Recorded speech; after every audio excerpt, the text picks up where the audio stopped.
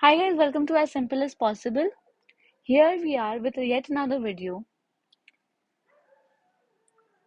relating to Ebitda. It is a performance measure. We know Ebitda, we have seen lot of times.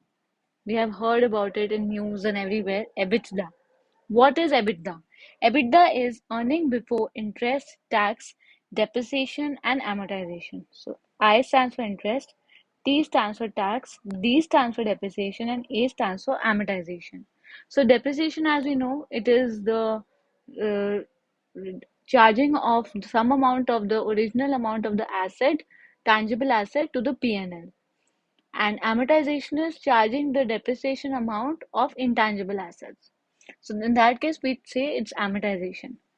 So in this video, we are going to discuss why EBITDA is increasingly being used now as a performance measure. So as we know, EBITDA is in earnings before interest, tax, depreciation, and amortization. It has become very useful nowadays because it is highly used in service sectors, because they are the companies who have very low level of tangible assets. They have more of intangible assets. They don't have machines. So that is why in the case of comparing the performance of service sector organizations, it is very useful. So that is why EBITDA is very useful. Next, it removes the tax and interest as they are unrelated to business performance. Interest and tax, they are not related to business performance.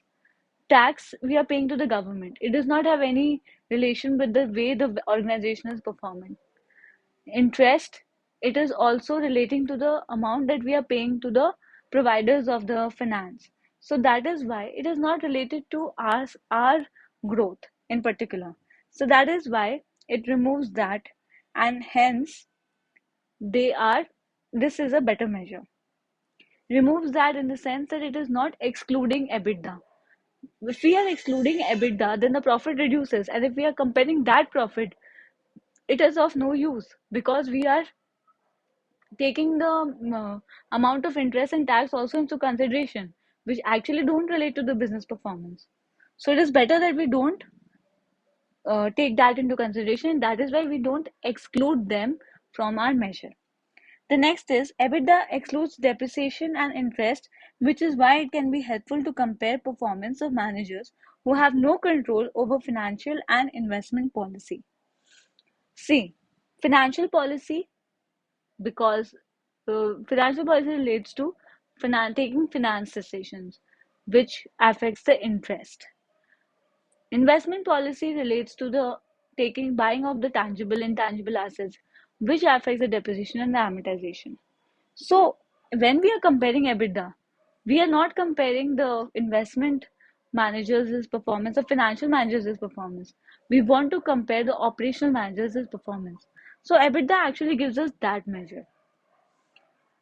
Fourth, it removes historical costs like depreciation, which helps to get a better understanding of organizations' current performance. See, depreciation, it can be of the previous year as well.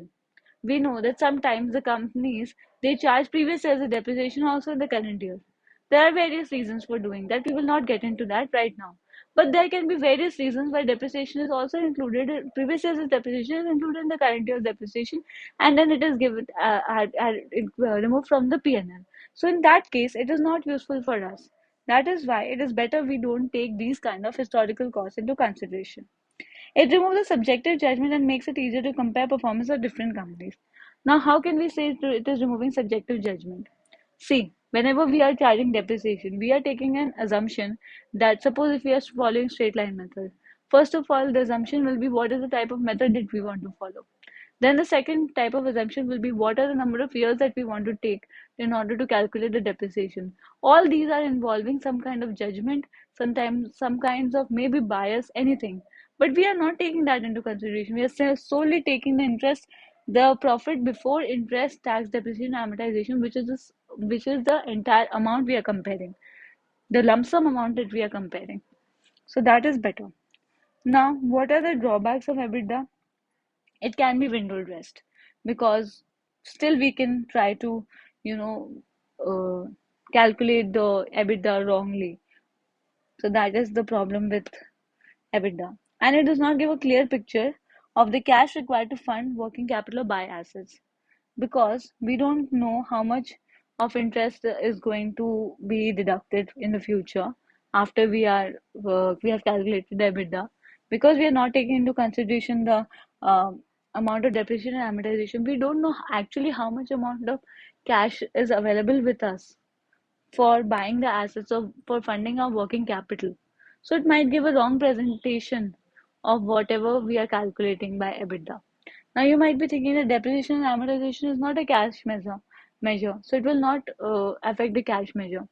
Yes, it will not affect the cash measure, but it will also help us. It will also help us in determining after EBITDA. What we do is we reduce the dividends, we reduce everything on the basis of what is remaining lump sum. Where if we deduct from here interest, tax, depreciation, amortization, whatever will be left, we will be giving that amount of profit to the equity shareholders. So ultimately, the amount that is available to us is reducing.